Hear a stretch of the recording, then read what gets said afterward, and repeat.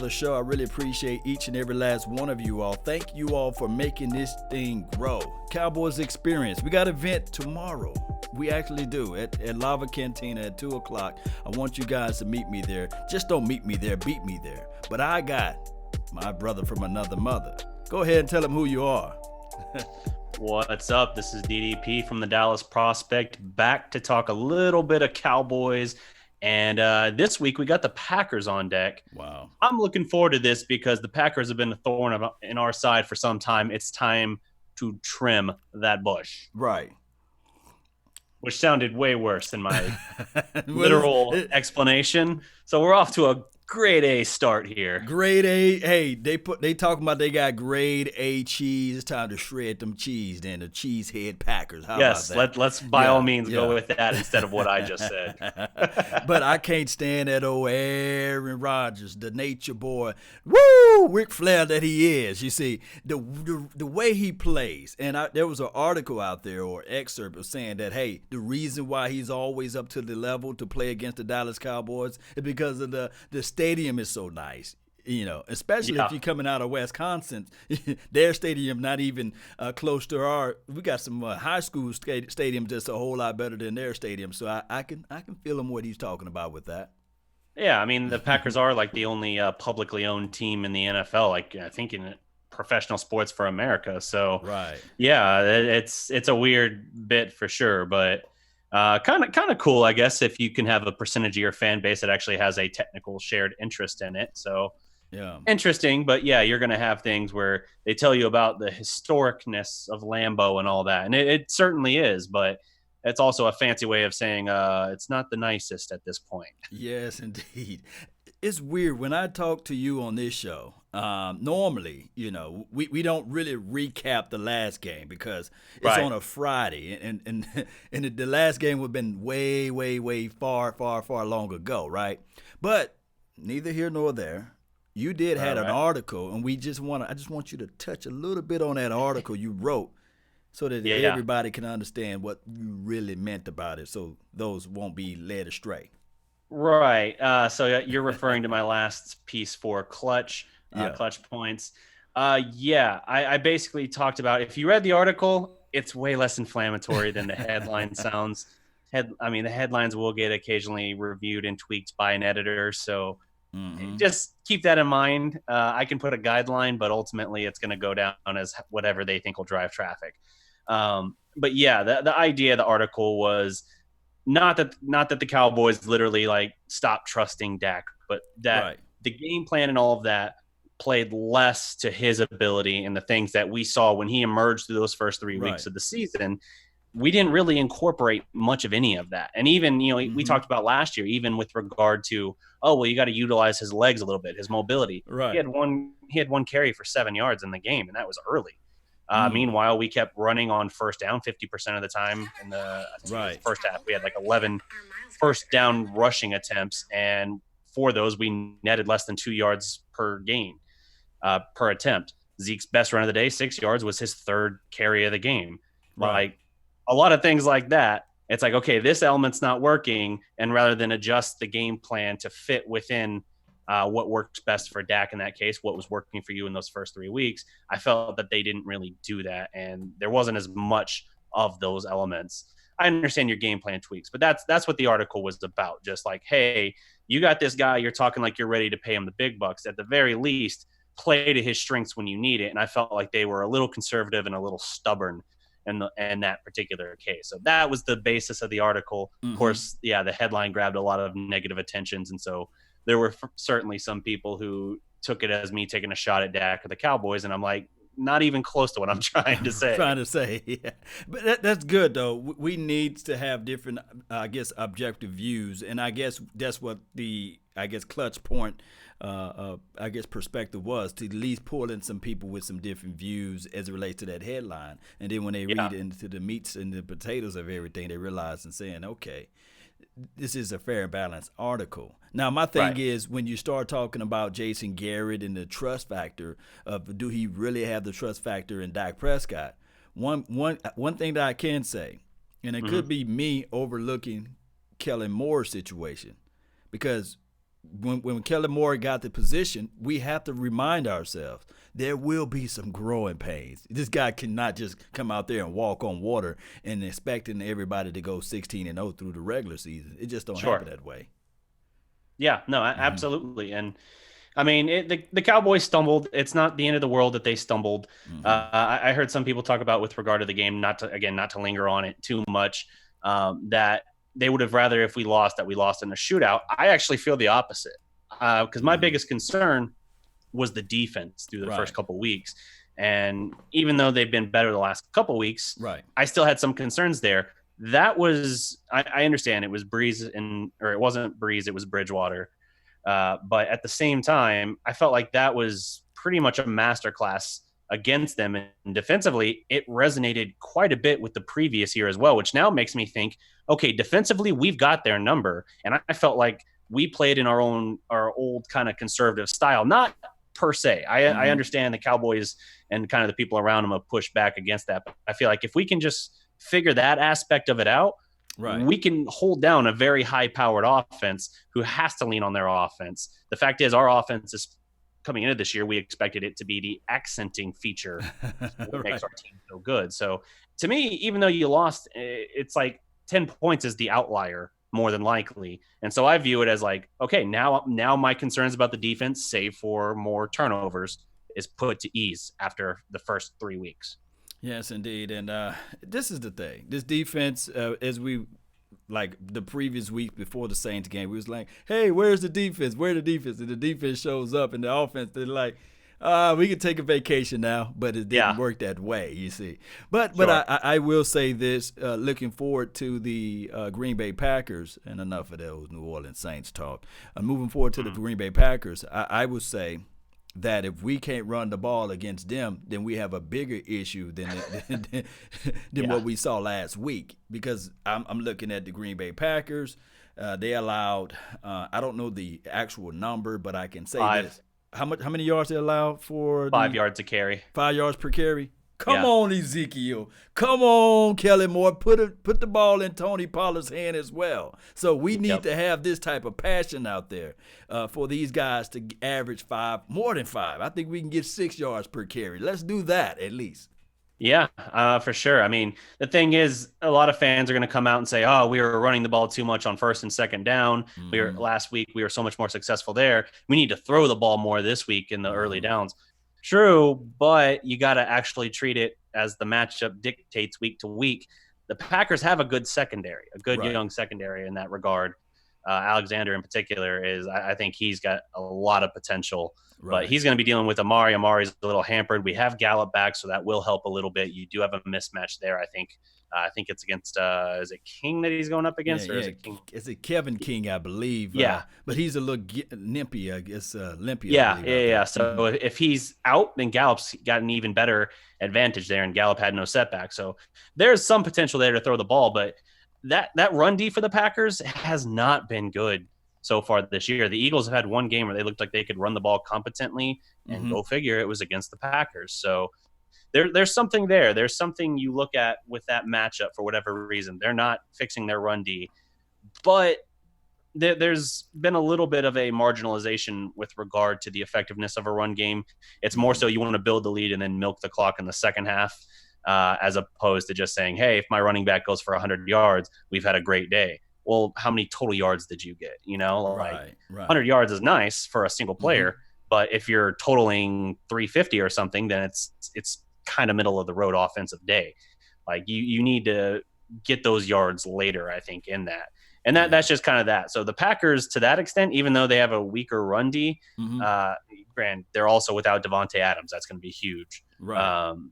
He's officially been ruled out. So that's a chance for the Cowboys there. But I would say we do have to keep in mind we have lost 7 out of 8 to the Packers. That's a horrible number. They got our number, right? It's really, really bad. But at the same time, they do still have Aaron Rodgers. So that's the thing. Like, they might be a little bit hampered. They're a little more beat up even than we are, even with us having to kind of mix and match the offensive line. It sounds like Lyle Collins is going to be a game time decision. He's questionable, but they anticipate him playing. He's been dealing with a little bit of a back. We've seen them changing out parts. We know Tyron Smith is out. So it's going to be really interesting to see how they kind of counter the line a little bit, because the line got its butt whooped last week. And I never felt like the play calling adapted to that. So if you can't run, as you said, on the Packers, we have some serious issues. Yes, indeed, and that offensive line, they need to step it up. I think we paying more money there than any other position in the NFL collectively. So $14 million more than any other team on their offensive line. See, you got the stats list right there. And here's the thing, I'm not going to look at the fact that Adam is out because of the fact, was it Devontae Adams? Devontae Adams, turf toe. Yeah, turf toe. I'm not worried about the fact, or I'm happy that the fact that he's out or what have you, because every time we play against the Packers, it's always a guy that supposedly be injured or what have you. I remember in the playoff, Aaron Rodgers had one leg basically, and he was still able to run out of the pocket. He was still able to pass the ball down the field and do everything you wanted for him to do out there. So I'm not going to sleep on the Packers. They've been our nightmare for the longest. And then on top of that, it's the inverse, because people fail to realize, who haven't been watching the Cowboys in the past, before Aaron Rodgers was there, Brett Favre used to be a guy that never could win in Texas Stadium. He never could find a win, you see. So now it's the inverse. This Aaron Rodgers, he just find ways. And it can be all kind of crazy stuff. This is going to be a weird game. So if you guys thinking, shout out to you all, Bill Bates and Savage Time and Miss Scouting Pro, all of you all that's in the chat box here. This is going to be a weird game. This is going to be a weird game, because it's always a weird game when we play against the Green Bay Packers. Yeah, I mean, they've got to do something, right? Like we know they're nicked up. The Cowboys are, even though they got Gallup back.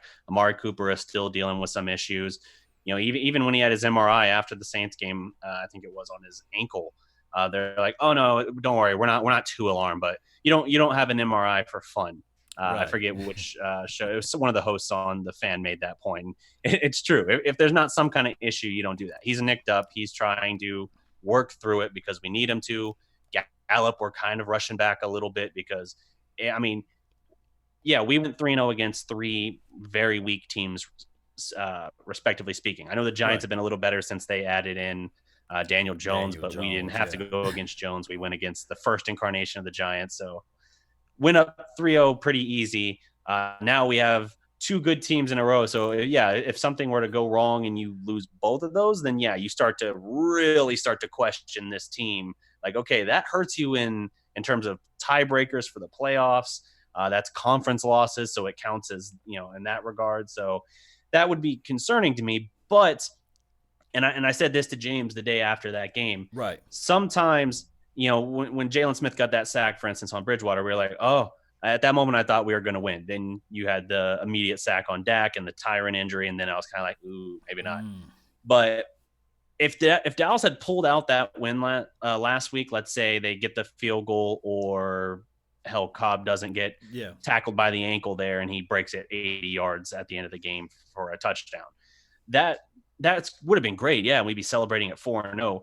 But human nature is you learn more from defeat than you do from victory. Mm-hmm. Like, so if we're talking about tendencies and needing to clean up your play and execute better, you're more likely to do that coming off of a loss because you're more focused and dialed in and you have more determination than in the other case where it's like, oh, well, we played a bad game. Travis Frederick got whooped up front for a good portion of that game. Uncharacteristic, so I'm not too upset about it. But you look at things like that, and if you did all of that and then still escaped with the win, well, then in your mind you're thinking, well, this game's not going according to plan exactly, but that's all right. We can just turn it on late. Right. No. You need to execute throughout, and that's why I think you almost call it like a moral victory. I hate that expression generally, but I do think that there is something to it. Is you played them tight in their house. You basically showed that, hey, defensively, we are in that ballpark of what we were last year, it looks like. And as a result of that, we're a darn good defense. And now if the offense, is what we think it is at this point, we're going to be really, really tough to beat. And now we're focused. You have our attention now. Yes, indeed. That's some good stuff right there that you mentioned. Yeah, so coming off a loss, then normally this team back it up and say, okay, hey, we got our back against the wall. We're going to play really tough. And this is another thing that I noticed, my observation of the Dallas Cowboys as well. We need the opposing opponent to call out Dak Prescott.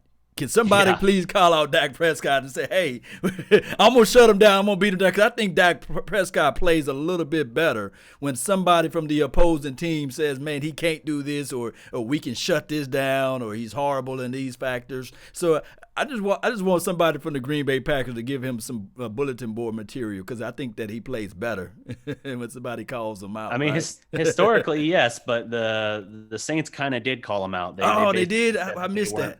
What they Yeah, call it him wasn't out? anything. It didn't get a whole lot of play, but they basically said in the days leading up to the game that they didn't think that the new Dak Prescott was anything too different. They didn't believe the hype, basically. So after that performance, 22 of 33, 223 yards, no touchdowns. Yeah, and I know the pick. I almost don't even count the pick. Yeah. Like technically you do, but it was the Hail Mary. That's like a given. Yeah, so they probably look at it and think, yeah, we were right about that. And so it is what it is. I just take from that, he's likely to respond just like the whole team, although I think this is going to be a rush heavy attack. Leading off, I'm going to jump into this one quick thing, even though it's a little out of turn. Bold prediction is not only will Zeke go over 100, I have Tony Pollard also going 80 plus yards with a score. Man, they just got to give Tony Pollard a chance, This is one of those games. It's a perfect matchup for him. They barely utilized him at all in the Saints game. And as a result, I think they're going to get a little more creative with the offense. And that is a perfect place to play him, whether it's in a rushing play or a passing play. Hit him on a wheel route. I don't care. Show us some of those receiver skills that you keep talking to us about. You haven't really targeted him to benefit in that way for us yet. Yeah, the one play that he did play last week was a pass interference play. So the guy create plays regardless. His name is Playmaker on Instagram. So you guys check him out. Shout out to you, Vero. Thank you for making the donation to help grow the nation on the Law Nation page. I really appreciate you for your love and adulations for this team. Here's the thing, DDP. This team, as far as from a defensive aspect of it, are you really thinking that D-Law is having a down year with 2.5 sacks, and I think he have, 10 quarterback pressures or something of that nature?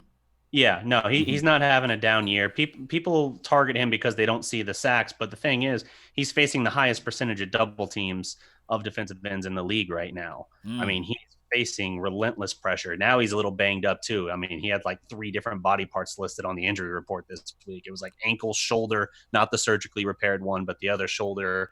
And I forget what the other injury was, but it was 3 different injuries he had listed, none of which are believed to be super significant, but he's a little banged up. Right. And now with Robert Quinn emerging through these past 2 weeks, by the way, even the Cowboys kind of acknowledged, like, yeah, we didn't even think he was going to be this good right out of the gate. So there's reason for hope there. He's got some help and support now, which could open things up for him a little bit because, Quinn got 3 sacks now through 2 games, and he had a 3rd sack in this last game alone, declined basically because of a penalty. So he's going to eventually stop other teams from double teaming D-Law because they're going to be like, okay, well, D-Law, the perception again, like, oh, he's gotten off to a little bit of a slow start. So we'll roll this double team over here to help a little bit more against Quinn.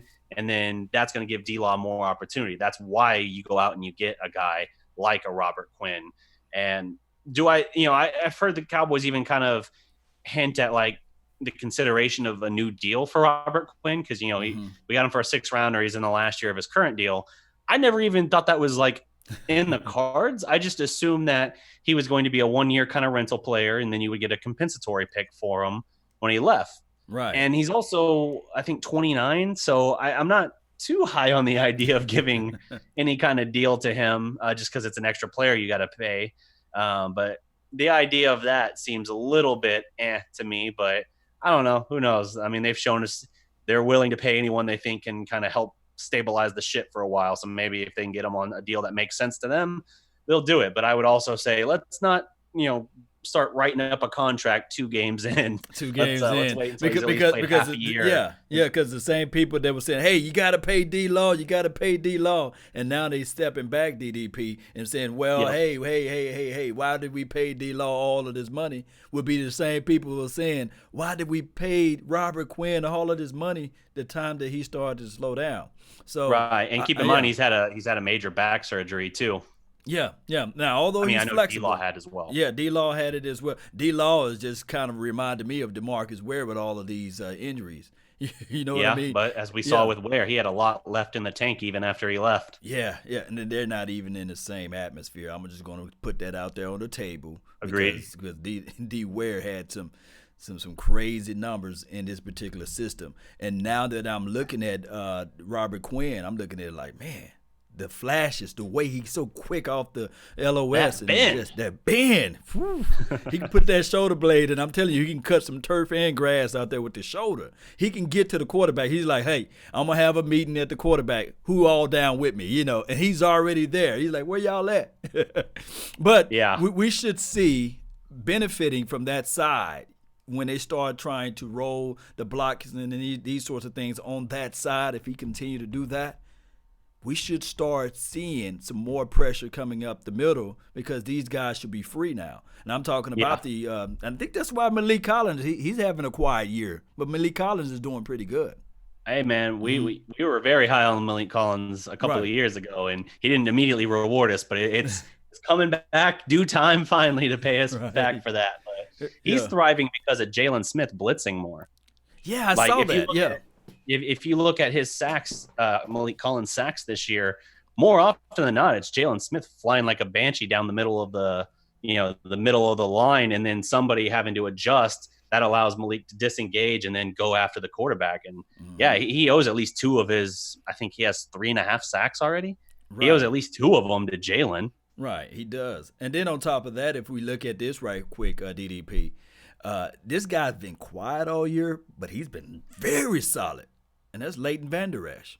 He's not having a sophomore slump. He just been very quiet, So I'm thinking that when it get cold, maybe when everything gets cold outside, that's when we still see the real football. What do you feel? Right. Yeah. I mean, the defensive side of the ball, that's when defense shows up when it get cold. Yeah. Like LVE and Jalen, they've both had pretty good years. I expressed some concern previously with Jalen and his mobility and everything, but the Cowboys have made it pretty clear. The only reason he's seen a sudden reduction in snaps, like he had 65% against the Dolphins, and people are kind of looking around like, what's wrong? What does this mean? That's because they like Joe Thomas a lot, and they want to play him in there a little bit. They want to get benefit out of that, and they want to preserve Jalen to rush the passer more because he is so big and physical. He can do that, and we know, they feel comfortable with him having to go into coverage a little bit and being able to go step for step, even at times with like Pollard and in practice and stuff like that down the sideline and stuff. That's great, but if there's one thing we know he does really well, it is getting north and south. Yeah. So if you get him bolting in a straight line towards the quarterback, he can engage those pass blocking linemen, because when you're pass blocking, you're not meeting him at the point of attack. You're stepping back. You're bracing for impact. And so he's able to use his size and strength to kind of barrel through him and absorb that contact, perhaps break 3, perhaps spring someone else through. We know the Cowboys, they use a lot of kind of misdirection. They love stunts and everything like that, but they will engage a certain guy to spring someone else. So the guy blitzing is not usually the guy that gets to you. That's the distraction or the whatever you want to call it, that opens everything up. And that's why guys like Malik Collins have been able to thrive early this year, I think. Yes, indeed. So earlier this week, we heard news of Antoine Barbecue Woods back in practice, as well as Tyron Crawford. Yep. Who do you make your 46 guy roster opposed to the guys that we have now? Who do you put on the bench? Well, I think don't Woods, activate basically. Yeah, I think Woods is still a week away. It sounds like so that solves itself for this week. Tyrone Crawford, he had about 3 weeks without practicing because he only did 14 games in that Redskins game. Had the one big sack in that game, but that's something that I don't know how close he is. It sounds like the hip is doing a little bit better. So I don't know. Maybe he's able to come back and be good now. But there's always the chance that, because we were hearing just like a week ago that there was enough concern with the hip, they were almost wondering if he was going to just have to have surgery on the hip Oh, wow. to alleviate the issue. So Right. it sounds like the 3 weeks rest might have helped it for now, but let's see when he has to be physical again. Granted, he's been back at practice, I think, the past couple of days. Let's see how he's able to do in a game at full speed, because he might, if the hip's not right, he might get knocked right back out, or he might have to, kind of call it earlier than he wants for the season, obviously. So if that's the case, then that's going to also take care of itself. But I think Woods comes back after one game. He can definitely help him there. I think Hyder had a great game last week. 51. I want to. He's who basically opened up that Jalen sack at the end of the game that gave us the chance. He flushed Bridgewater out. So that's one of those things too, where you look at that and you say, okay, well, yeah, if you can keep getting production from those kind of guys, the run defense has been much better. I know late in that game, and that's why I talked about it's not necessarily the numbers like in terms of yardage that matters. Right. You saw the Saints late in that game kind of imposing their will on the Cowboys in that second half, running the ball with Kamara. He had that one play where he was bouncing off of everybody. That's one area where the defense still needs to be able to step up and get the stop. But even then, they still gave you the chance at the end of the game. It just didn't work out for the offense. So that's one of those things too, where you held Kamara total yards under 100, which is great, gives you a real chance. But that's something you need to be able to establish. And the Cowboys have been much better in terms of run defense since week one. I'm encouraged by that. Green Bay does not have much of a run game, so that shouldn't be much of a problem for them. It should be kind of like we saw in those couple weeks, the Redskins and the Dolphins, who had virtually no run game at all, where Dallas can do a lot in that regard. And then you just got to worry about really Aaron Rodgers and what he can do with the bargain bin of receivers he's got currently. Yes, indeed. I just want to give a quick shout out to everybody that's in the chat box. Really appreciate you all for subscribing and joining in to the Cowboys Experience, as well as Law Nation and DDP. Shout out to you, Bill Bates, and shout out to you, Fly Eagle Fly. He's in the chat box as well. I'm back. He's in there, and as well as Legend Gaming is in the chat. I really appreciate you all. And J Form D, thank you for tuning in to the nation. Do you have anybody that's live like 95 over there? Yeah, we got a Gleh. Can't catch him. Can't catch him there as well. I know what I'm talking about. That guy always seems to know what he's talking about. Stevie Mac 23 as well. So salute to you guys over on the prospect page. Yeah, and if you're live on the Facebook that's in the chats, really appreciate you all. Just make a comment so I can shout out your name. Really appreciate you all that's on the Facebook panel as well. I want to talk about the parity in the NFL. That's what it's supposed to be. Team's supposed to be tight. It's supposed to be always close games. That's what they're aiming for. Especially this press game. It all goes down to what? One or two plays that can change and flip the outcome of a win or a loss. But I can say that this team, way up there in Boston, man, they talk about who we played in the first few weeks. Don't you know that they got to play the Washington Redskins and they're going to start Colt McCoy this weekend? Yep. What a blessing that they walked in on, right? Yeah, you talk about dysfunction. The Redskins are it. I think James shared something earlier where, even when they've had these young quarterback prospects, how it just seems like there's always a miscommunication or a disagreement between the ownership and the coach on what they like. Robert Griffin III, for instance, claims that Shanahan never liked him and didn't really want him, but the Redskins invested all of those picks into him, and that kind of made things go haywire in that regard. He thinks that's it. I think it's more that you tore up your knee as a rookie, but who am I to judge? And then now with Haskins, he feels like Gruden there doesn't like him and didn't really want him, and that's why they're flipping back now to Colt McCoy. And it's just like, dude, why are you investing first-round picks in these guys if you're not going to actually play them? I just don't understand how you can be – I know Snyder's not a good owner by any means. But it's just like, how are you that off and not on the same page between your head coach and your ownership? It just – something seems like it has to change because, like, dude, we can't invest this high of a pick in them and then do nothing.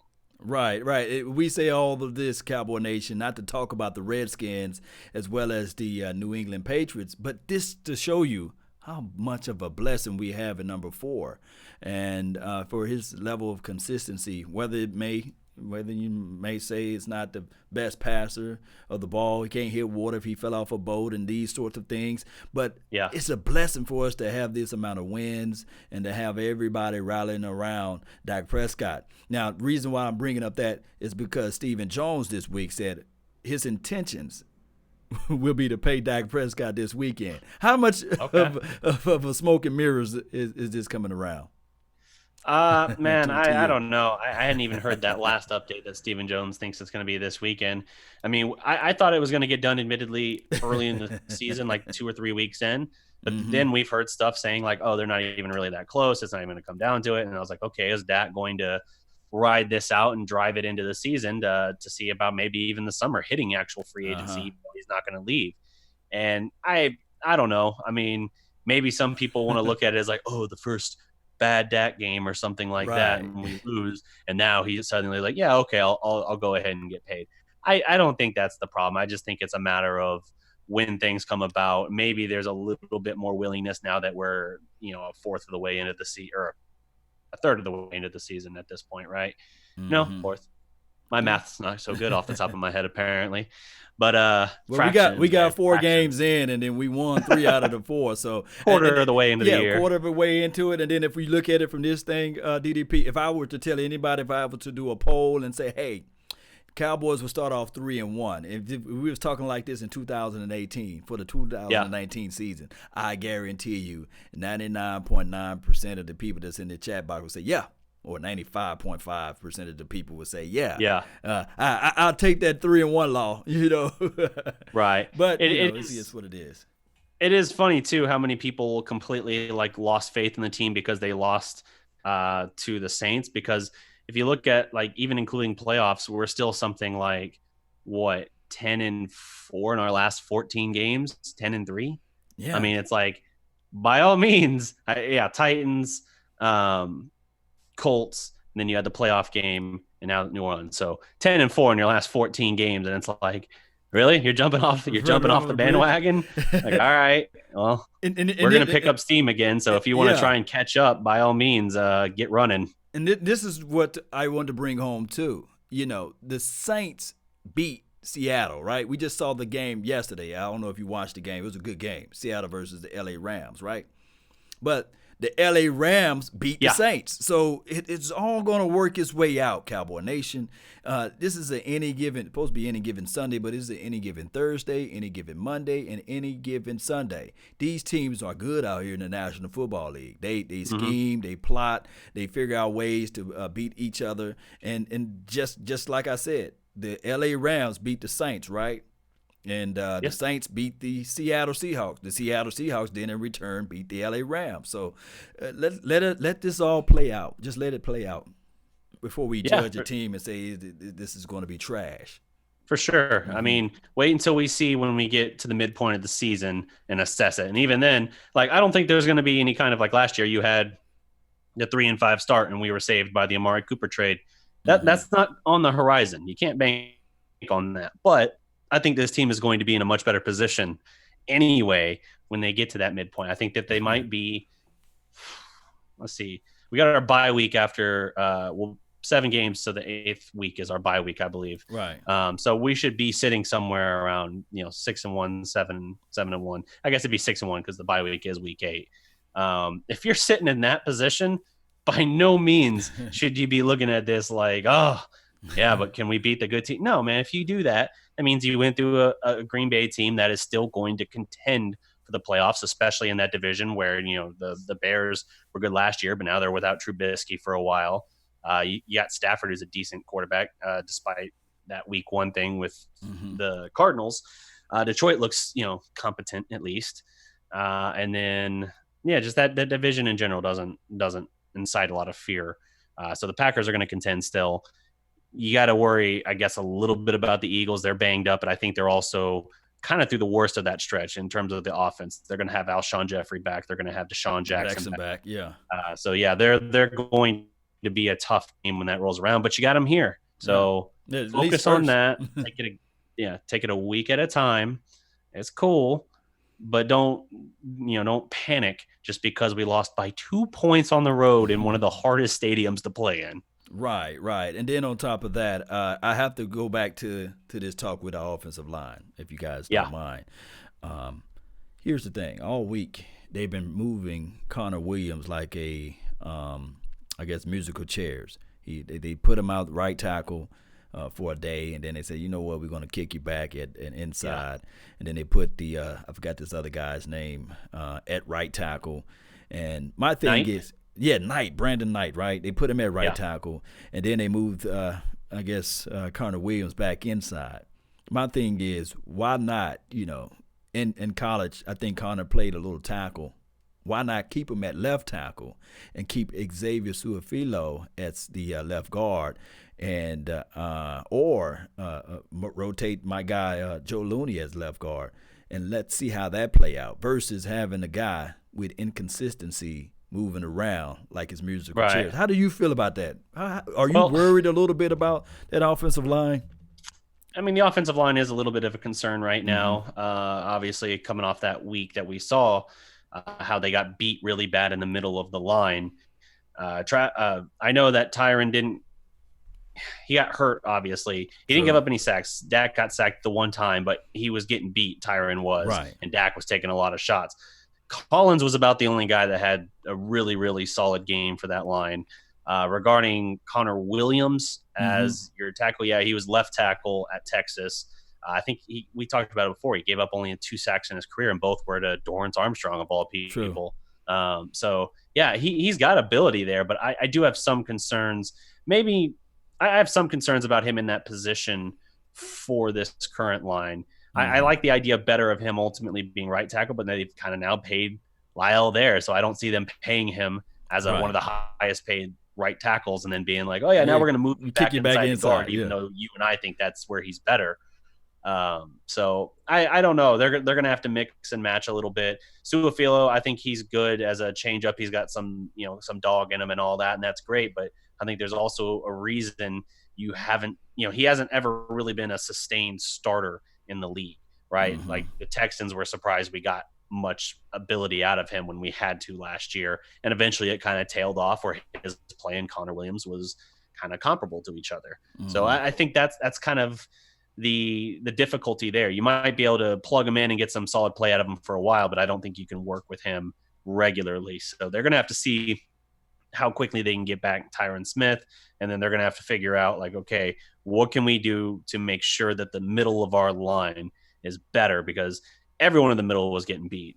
Zach Martin was getting beat. Travis is coming back from obviously not playing football for a year, the autoimmune disease, Guillain-Barré syndrome. He's played so well throughout his career. I mean, he's not just a Pro Bowler, he's an All-Pro. Right. So the fact that he had a bad game, I'm not worried about that. And obviously he's earned patience in that regard.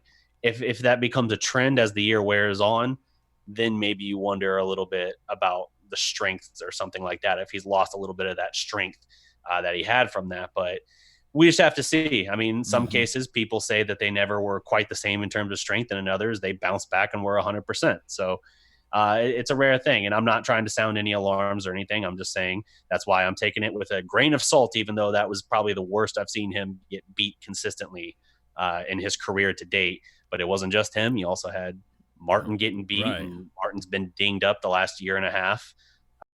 And yeah, Connor Williams is an okay starter. He's the only reason we think he looks, we as the fan base, not we as in you and me necessarily, that we think that he's not a very good offensive lineman, is because he literally plays surrounded by mostly all pros.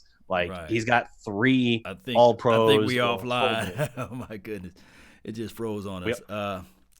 And my computer's frozen as well. I can hear you and see you. Can you see me? Yeah, it's just one of those things. Let me see if it's going to kick back online. It's what Murphy Laws says what happened here. And I'm just going to see if it's going to kick back online. Sometime it regather itself, and sometime it don't. And yeah, I think we're back. We're back up line. I mean, it's trying. It's trying, and I got good internet speed here. I don't know why. Let's see. It's going to commercial here. Let me know if you guys can hear me in the chat. I really appreciate you all. Thank you all for tuning in to the nation. And let me see. Y'all back? Let me see. Don't know. Really don't know. Yeah. Unfortunate timing. Oh, nope. I think we're back. Video's rolling. All again. Good? Yeah. I think we're good. Man, I was like in the last 2 words of my great little tirade there. Yeah, tirade there. But here's the thing. The way the Saints played far as in the interior, and I hate to go back to the Saints, is everything I dreamed for this particular team. That Malcolm Brown was an asset for them to pick up during the offseason. I think he came from the Patriots, I believe. So he came from them. And then they got the Sheldon Rankins. I don't think that he played, but they had this other guy, I can't pronounce his name. But those guys, the big physical guys inside, is what I really want the Cowboys to invest in. Now, we do see some guys like the Malik Collins of the world and Hyder, but they are not those big, burly, physical, I'm going to move you out of the way type of guys. And that's not Papa Rob Marinelli's system. Now, fast forwarding to this Green Bay Packers game, we got to be mindful of Preston Smith. He's a guy that knows how to get to the quarterback. And now, although their numbers are not that great, but I'm thinking that him on that line, and then they got somebody else, and his name is slipping my mind, but they on the edge, they don't have the pressure to kick inside as much. But on the edge, the Green Bay Packers are looking really good. And they got a guy that flies. I'm talking about flies out to the ball like no other. Blake Martinez. If you turn on any Green Bay Packers film, you'll see number 50 just flying around to the ball, chasing. So this team that we're going to face is a very fast team.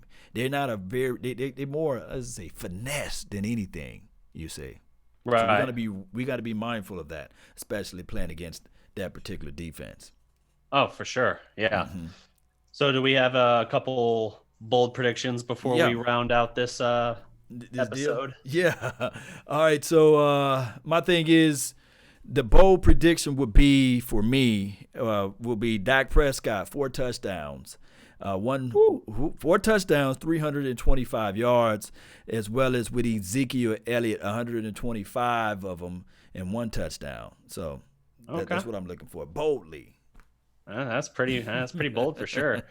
I gave one of mine earlier. Tony Pollard having a big day as well, 80 plus yards on the ground and a touchdown. I don't know. I mean, let's just say he chips in another 23 yards. Right. Through the air, and total gives you over 100. How about that? There's one bold prediction. Yeah. I also think the defense keeps it rolling. I think the defense we saw him get 5 sacks last week against Bridgewater. I know obviously Aaron Rodgers, he's a much better passer certainly than Bridgewater is, and he'll take shots downfield, particularly the back right, and that means he's going to be going after Cheeto a lot in this game. Mm-hmm. But I'm willing to say Jeff Heath specifically is going to intercept Aaron Rodgers, because that's what we saw in 2016. Remember, he had 2 of them. Second one called back because of a bogus penalty away from the ball. But I'm going to say the Cowboys defense forces 2 turnovers, one of them being a Jeff Heath interception. And I'm going to say the defense in general gets to him with another 4-sack day. Oh, wow. Well, I'm going to get a little bit more than that. I tell you what. Robert Quinn had 6.5 sacks last year, I believe. Do you have that number in your head? 6.5. I'm calling it right now. 6.5. So Robert Quinn matches his total production from last year on Sunday. How about that? He match it. So he's going to get 3 sacks. No. He's going to get 3. I'm talking about collectively, because he got 3. He got 3 sacks now, right? Yeah. So he's going to get 3.5 sacks on Sunday. He's going to be chasing Aaron, the bad man, Rodgers. And the thing is, the good quarterbacks, they know how to get down, right? So Aaron Rodgers always look to throw the ball and these sorts of things. I'm thinking that D-Law is going to have his coming out party. My guy, Cheeto Woozier, he's going to have him another interception. And just how it's going to go.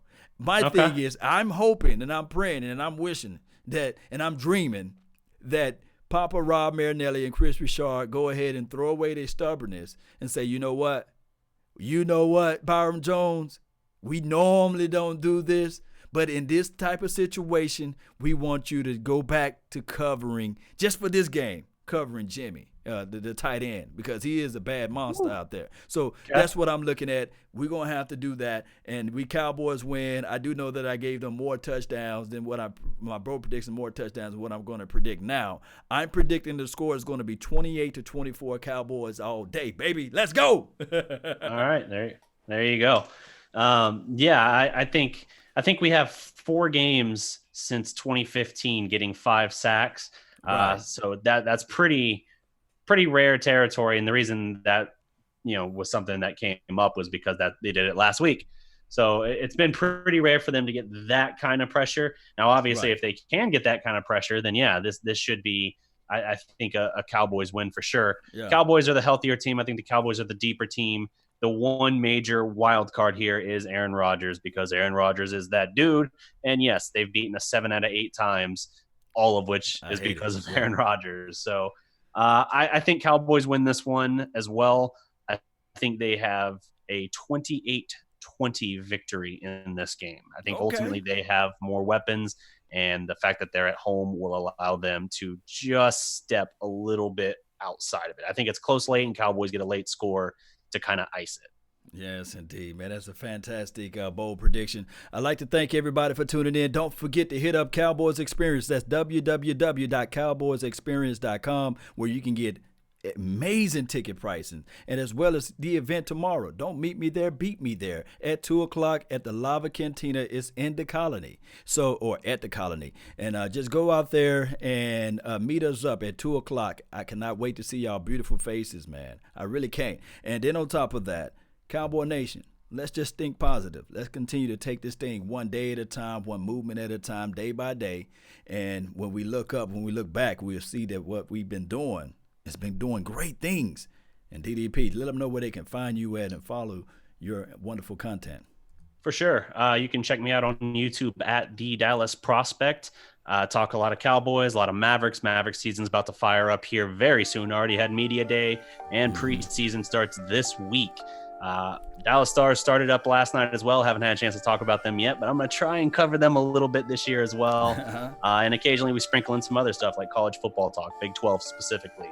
If you want to read my work, you can check it out on thedallasprospect.com. You can also go to Dallas Sports Fanatic, or as we referenced at the start of this show, I also write for Clutch Points as well. My last Clutch Points article, the very divisive one, was actually, I think it was my first one for Clutch that got picked up by Bleacher Report as well. So that was pretty cool. Admittedly, I have not checked every article I've submitted for them to see if it got picked up. So I don't know. As far as I know, it's the first one I did. But plenty of places to find my work.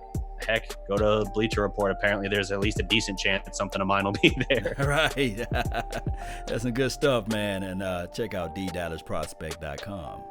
Yep. Where every legend was once a prospect. Let me let my guy, Jalen Smith, talk to you all. Hi, I'm Jalen Smith, linebacker for the Dallas Cowboys, and I'm here with Cowboys Experience, enjoying my time. Happy to be here. We got a lot of fans out. Let's give it. All right. Hey, go Cowboys. Clear eye view. This is Zach Martin. Welcome to the Cowboys Experience. Hey, I'm Michael Gallup of the Dallas Cowboys, wide receiver. Welcome to the Cowboys Experience. Come see me this fall. Fans, this is Jeff Heath. Just want to welcome you guys to the Cowboys Experience. Hope you have a good time. How you doing? Lyle Collins of the Dallas Cowboys. Welcome to Cowboys Experience. All right, that's been all the time that we have for today. Don't forget to hit us up, cowboysexperience.com, and call that number. Call the number that's in the description box as well, and hit us up, Cowboy Nation. And remember, you're listening to nothing but the best. Salute. We're out. Peace. Peace. Good show, man. Good show. Yeah, great show, man. Yeah.